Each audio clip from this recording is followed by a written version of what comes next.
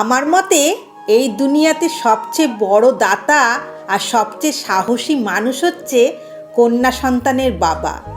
সারা জীবন মেয়েকে সবচেয়ে ভালোটা খেতে দেয়, সবচেয়ে ভালো জামাটা কিনে দেয়, আর সামর্থ্য থাক আর না থাক নিজে মাছের বা মাংসের ছোট পিস নিয়ে মেয়েকে বড়টা দেয়। লাখ লাখ টাকা খরচ করে মেয়েকে লেখাপড়া শেখায় কোনো আশা ছাড়াই, জানে বিয়ে দিলেই মেয়ে পর। ছেলেদের মতো সে সংসারে কিছু দিতে পারবে না, তবু মেয়েকে বেস্ট শিক্ষা প্রতিষ্ঠানে পড়ায়। কিন্তু কোনো মেয়েই তার বেতন বাবার হাতে তুলে দেয় না, দিতেও পারে না, দিলেও বাবা নেয় না। সমাজটাই এরকম।